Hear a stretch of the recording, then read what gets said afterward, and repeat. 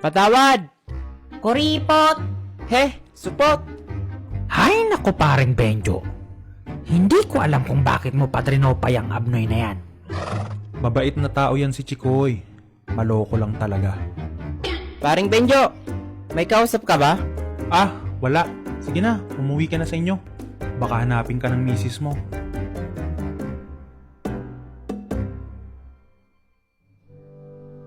Sa totoo lang, ayaw ko talaga ng Pasko.